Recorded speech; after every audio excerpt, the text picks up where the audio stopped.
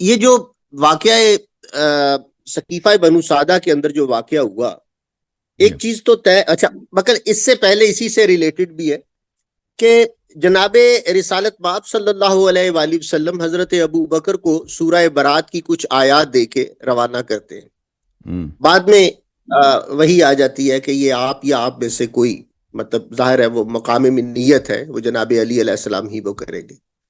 لیکن جناب رسالت مآب صلی اللہ علیہ وآلہ وسلم حضرت ابو بکر کو اگر اس کام پہ مامور کرتے ہیں جس میں آیات الہی کی تبلیغ کا کام ہے، تو اٹ مینز کہ وہ رسالت مآب صلی اللہ علیہ وآلہ وسلم کے نزدیک کچھ مذہبی اہمیت رکھتے ہیں.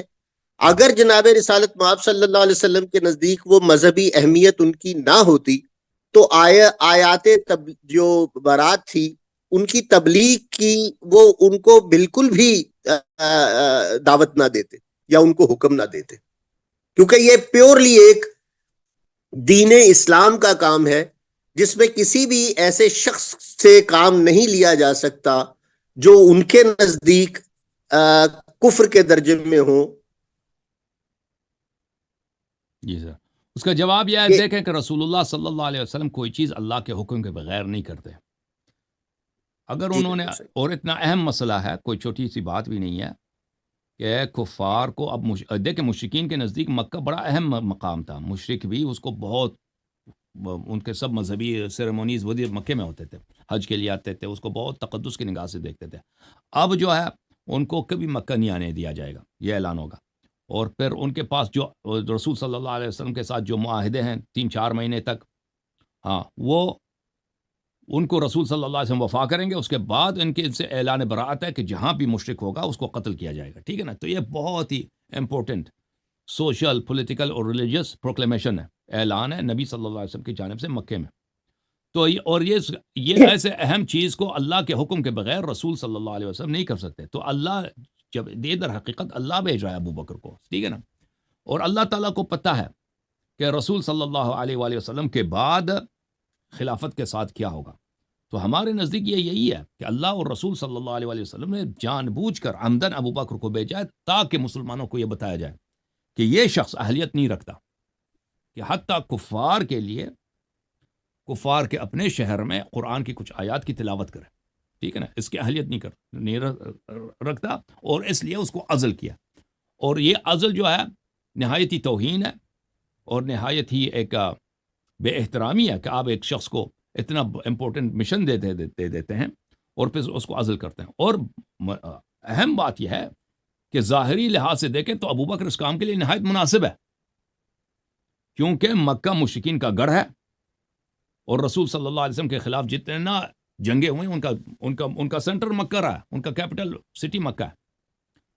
اور ان جنگوں میں جس شخص نے زیادہ مشرکین کا، بالخصوص اہل مکہ کا خون بہایا ہے، وہ امیر المومنین علی علیہ السلام ہے. ٹھیک ہے نا؟ امیر المومنین علی علیہ السلام اگر مشرکین کے درمیان جاتے ہیں، ان کے شہر میں جاتے ہیں اور ان کو ذلیل کرتے ہیں کہ اب جو ہے آپ مکہ نہیں آ سکتے، اور اب جو ہے آپ کو جہاں آپ ملیں گے ہم آپ کو قتل کریں گے. اور یہ ایسے ہیں کہ عرب جو ہیں ان کے خون کے پیاسے ہیں، کیونکہ ان کو وہ بھولے تو نہیں ہے کہ انہوں نے ہمارے سرداروں کو انہوں نے قتل کیا، فلان جنگ میں میرے باپ کو قتل کیا، فلان جنگ میں میرے چچے کو یا میرے ماموں یا میرے بڑے بھائی کو قتل کیا. تو مکے میں کوئی ایسا گھر نہیں تھا جس میں سے ایک یا دو کو امیر المومنین علیہ السلام نے قتل نہ کیا ہو. تو حالانکہ ابو بکر کا ان کے ساتھ کوئی کینہ نہیں ہے، ابو بکر نے جنگوں میں کفار کا کوئی خون نہیں بہایا. تو اس لحاظ سے ابو بکر ایک بہت سیف آپشن ہے کہ ابو بکر جائیں وہاں پر. اس شہر میں ایک ایسا برا شخص ہے، بزرگ شخص ہے، نہ کبھی کفار سے لڑائی ہے، کچھ بھی نہیں ہے، نبی صلی اللہ علیہ وسلم سے کوئی رشتہ داری بھی نہیں ہے. ٹھیک ہے نا؟ اور یہ جو پڑھ کے سنائے گا یہ پڑھ کے سنا کے واپس آ جائے.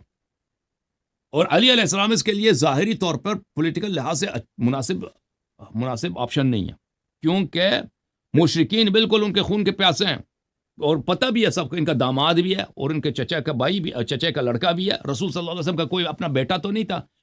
مسلمانوں میں اگر کوئی شخص ان کے بیٹے جیسا حکم رکھتا تھا نا، جو بچپن سے ان کے گود کا پلا بڑھا ہے، وہ علی علیہ السلام ہے.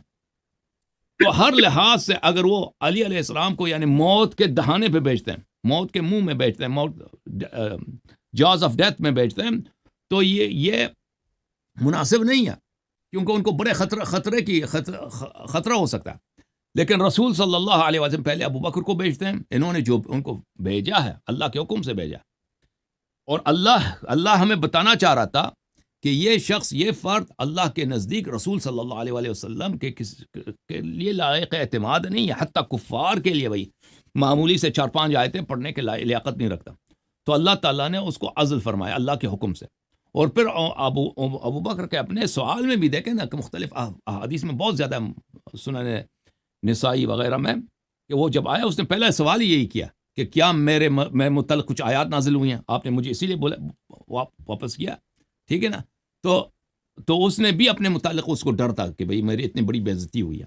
اور بعض روایت میں تو یہی ہے کہ وہ شخص بہت ہی یعنی اپنے لیے حد کے حرمت سمجھ کے واپس آیا تھا کہ میری حد کے حرمت ہوئی ہے. تو یہ وجہ یہ ہے میرے عزیز میرے بھائی، اس کی اصل وجہ کہ اللہ تعالیٰ نے اس کو بھیجا تھا ہمیں بتانے کے لیے کہ بھئی یہ لائق نہیں ہے، تاکہ بعد میں اگر یہ خلافت سنبھال لیں تو لوگوں کو پتہ ہو کہ ایک ایسا شخص جو کفار کے لیے بھئی کفار کے شہر میں 4-5 آیتیں پڑھنے کے لائق نہیں ہے، وہ نبی صلی اللہ علیہ وسلم کا جانشین اور خلیفہ کیسے ہو سکتا ہے. جی سر. حالانکہ ہم یہ دیکھتے ہیں کہ جناب عمر کے لیے اس طرح کی کوئی مذہبی ذمہ داری رسالت مآب صلی اللہ علیہ وسلم کی پوری جو ظاہری اس میں نظر نہیں آتی، صرف حضرت ابو بکر کی نظر آتی ہے. اچھا جوم جاؤ پرواز کرو، کیوں فخر سے سر اٹھا، کیونکہ اللہ تعالیٰ نے تمہیں انتخاب کیا، صراط حق پر صرف تم ہی، صراط ایمان پر صرف کیا، کیونکہ اللہ تعالیٰ نے تمہیں انتخاب کیا، صراط حق پر صرف تم ہی، صراط ایمان پر صرف